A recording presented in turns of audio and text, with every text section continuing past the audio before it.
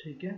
Step एक मैं आपको बता रहा हूँ। स्टेप क्या करता है, ये जो नंबर वैल्यू है, ठीक है ना, नंबर है, ये क्या होती है कि आप इसको बढ़ाएं कम करें तो एक एक जो है इसमें बढ़ता है और एक एक वैल्यू इसकी कम होती है, ठीक है। तो हमने क्या करना है इसको, कि मैं कहता हूँ कि ये थोड़ा सा जंप मारे, बड़े बड़े वैल्यूज कम करे ज़्यादा करे, जैसे ये है, इसमें अब देखो वन एक एक वैल्यू ज़्यादा और कम हो रहा है, ठीक है। तो यहाँ पर अगर मैंने इसके अंदर क्या करना है, ज़्यादा करना है, तो मैं लिखूँगा स्टेप, ठीक है। और स्टेप में मैं जितना भी लिखूँगा, जैसे 7, तो ये 7 वैल्यू को बढ़ाएगा और कम करेगा, ठीक है। तो यहाँ पर आकर इसको रिफ्रेश करते हैं, आप देखेंगे ये डायरेक्ट कितना हो गया, 92 डायरेक्ट, 99 डायरेक्ट 106, ठीक है। कम भी करेंगे तो इसी तरह से बड़े बड़े जंप लेकर कम होगा। तो यहाँ पर जितना आप लिखोगे उस हिसाब से क्या करेगा, स्टेप करेगा, ठीक है। इसी तरह से हाँ, अगर मैं क्या करता हूँ, मिनिमम सेट कर लेता हूँ, क्या लिख करता हूँ, मिनिमम। तो मिनिमम मैं कहता हूँ, लेट सपोज कि मिनिमम है 50, ठीक है। तो सेव करते हैं। अब यहाँ पर इसको हम रिफ्रेश करते हैं तो हम नीचे आते हैं, ठीक है। एंड ये 50 से नीचे नहीं जाएगा, ठीक है, क्योंकि ये क्या है, मिनिमम वैल्यू है इसकी, ठीक है। उसी तरह अगर मैं मैक्सिमम कर देता हूँ तो ये क्या करेगा कि उससे फिर ज़्यादा नहीं होगा, ठीक है।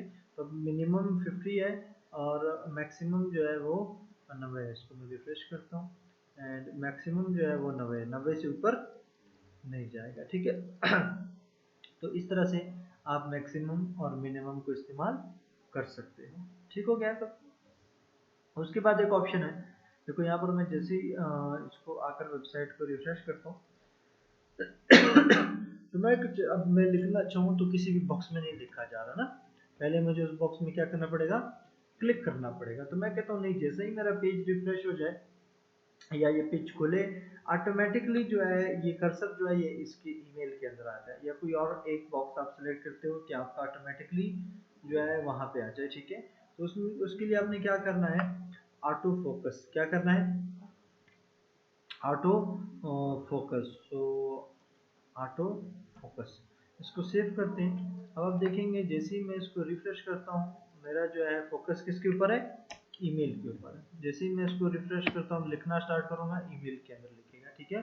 तो इसके अंदर इसका क्या है, ऑटोमेटिकली फोकस है। जैसे गूगल होते हैं ना, जैसे आप गूगल ओपन करो, ठीक है, तो गूगल जैसे ही ओपन करो, एक मिनट नेट कुछ चला गया, तो आपका फोकस ऑटोमेटिकली जो गूगल का बॉक्स है ना उसके ऊपर होता है।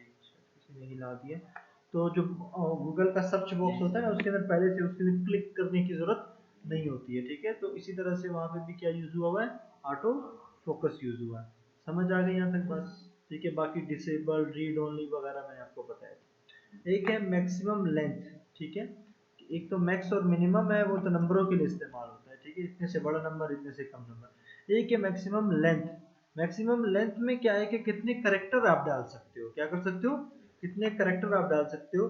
जैसे कि ये ईमेल है, अब इसके अंदर मैं लिखता हूँ लेट सपोज पर्ल और इंस्टीट्यूट, आगे नहीं लिखा जा रहा, क्यों, क्योंकि मैंने यहाँ पर क्या किया है, मैक्सिमम लेंथ कितना दिया है, 5 दिया। तो जितना यहाँ पर मैक्सिमम लेंथ दोगे उतने से फिर ज़्यादा जो है उस बॉक्स के अंदर लिखाई नहीं होगी, ठीक है।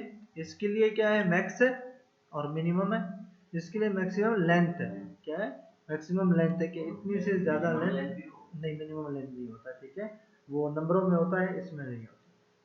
समझ आ गई आपको। तो इस तरह से आप मैक्सिमम और मिनिमम बता सकते हो, ठीक है। तो ऑलमोस्ट ये हमारे जो है एट्रीब्यूट्स थे, जो कि लाजमी एट्रीब्यूट्स थे, ठीक है। और भी एट्रीब्यूट्स कुछ होंगे वो फिर हम बाद में वक्त के साथ देखते जाएंगे। समझ आ गई यहाँ तक बात। तो ये हमारे पास जो है इम्पोर्टेंट एट्रीब्यूट्स थे, क्लियर है। तो इसमें मुख्तलिफ, कोई किसी में यूज़ होगा किसी में यूज़ नहीं होगा, ठीक है। तो आपने उस हिसाब से देख लेना है, ठीक है। अभी मैक्सिमम लेंथ है, अब ये रेडियो बटन, चेक बॉक्स, इन चीज़ों पे तो इस्तेमाल नहीं होगा ना। डेट में तो आप पूरा डेट होता है, मैक्सिमम लेंथ या मिनिमम लेंथ तो आप वहाँ पे नहीं बता सकते हो। तो ईमेल, टेक्स्ट, इन चीज़ों पे आप इसको इस्तेमाल कर सकते हो, ठीक है।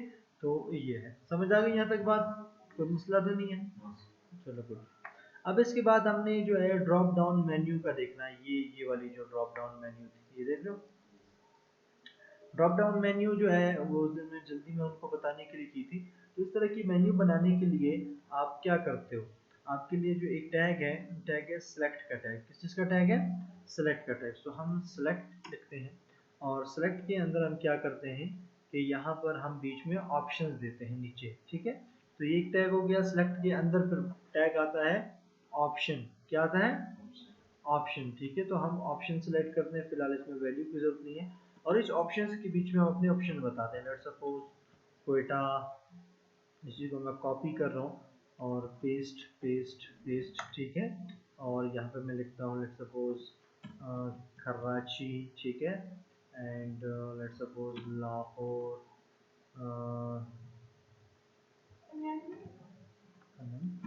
पेशावर, ठीक है। तो इस तरह से आप क्या करते हो कि अपने जी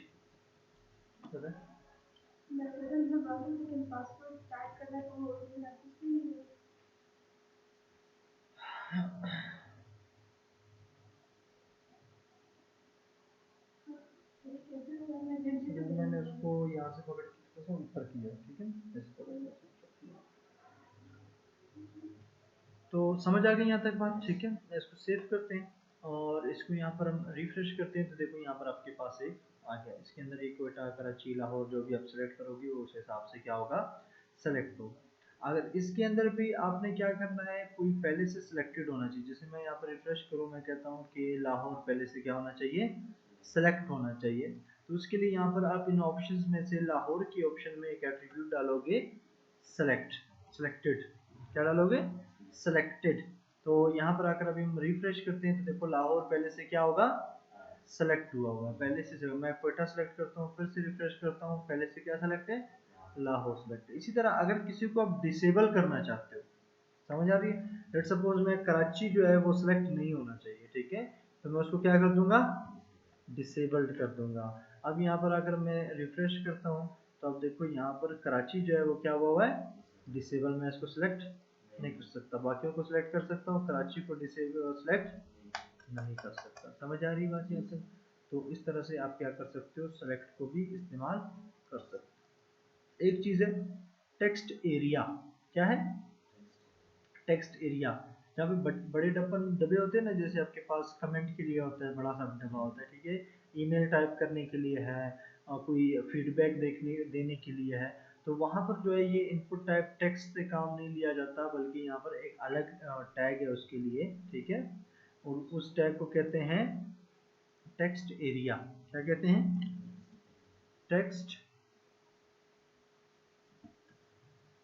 टेक्स्ट एरिया। क्या कहते हैं?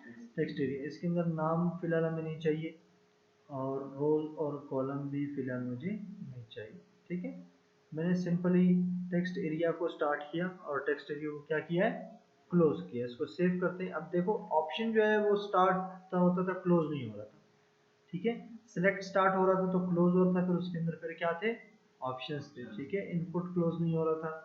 और टेक्स्ट एरिया जो है ये क्या होता है, क्लोज होता है। तो यहाँ पर आकर हम इसको रिफ्रेश करते हैं तो यहाँ पर देखो एक बड़ा सा बॉक्स आ गया जिसके अंदर आप क्या कर सकते हो, टाइप कर सकते हो। और यहाँ से पकड़ के इसको आप अपनी मर्जी से और भी बढ़ा सकते हो। समझ आ रही है? तो बड़ा सा बॉक्स, मल्टी लाइन बॉक्स आ जाता है, ठीक है। अगर आप चाहते हो ये जो साइज है ये ऑटोमेटिकली यहाँ पर सेट है इतना, तो अगर आप कहते हो नहीं छोटा चाहिए या बड़ा चाहिए तो आप इसके साइज को एडजस्ट कर सकते हो। पर इसके साइज को उसे हाइट और विड्थ से नहीं कंट्रोल किया जाता, ठीक है। इसके साइज को किसी से, कॉलम से और रोज से। कॉलम और रोज तो समझ आते हैं, ठीक है। तो कॉलम मैं कहता हूँ लेट्स सपोज 50 कॉलम। कितने कॉलम? कॉलम से इसका विड्थ बराबर होगा और रो से इसका क्या होगा, हाइट बराबर होगा। तो इसको रिफ्रेश करते हैं, देखो 50 इतना बड़ा हो गया, ठीक है। तो ये बड़ा सा आ गया। इसी तरह से अगर मैं करता हूँ रोज, मैं कर देता हूँ 200, ठीक है। सेव करता हूँ एंड यहाँ पर अगर रिफ्रेश करता हूँ तो ये देखो बहुत बड़ा एक बॉक्स बन गया, देख रहे हो। समझ आ रही है चीज? मुश्किल तो नहीं है, ठीक है। तो आज हमने क्या क्या पढ़ा, सेलेक्ट पढ़ा, ठीक है। डिसेबल और सेलेक्ट पढ़ा, टेक्स्ट एरिया पढ़ा, और यहाँ पर हमने क्या पढ़े, मिनिमम, मैक्सिमम, मैक्सिमम लेंथ। समझ में आ गई? तो कन्फ्यूजन है तो बताओ। ठीक है, तो आज के लिए इतना काफ़ी है। फॉर्म में एक दो छोटी छोटी चीज़ें रह गई हैं, ठीक है, वो बस ख़त्म हो जाए फिर आपका फॉर्म ख़त्म हो गया। HTML भी समझो ख़त्म होने वाला है, एक दो छोटी छोटी चीज़ें हैं, फिर HTML ख़त्म, फिर हम CSS स्टार्ट करेंगे। समझ आ गई बात? ठीक है, अब इसकी प्रैक्टिस लाजमी करना है, क्योंकि HTML जैसे ही ख़त्म होगा मैं HTML का एक छोटा सा टेस्ट लूँगा, उसके बाद CSS में जाऊँगा। ठीक है, हाँ, तो ये सारा अपनी अपनी प्रैक्टिस कर लें ताकि फिर आपको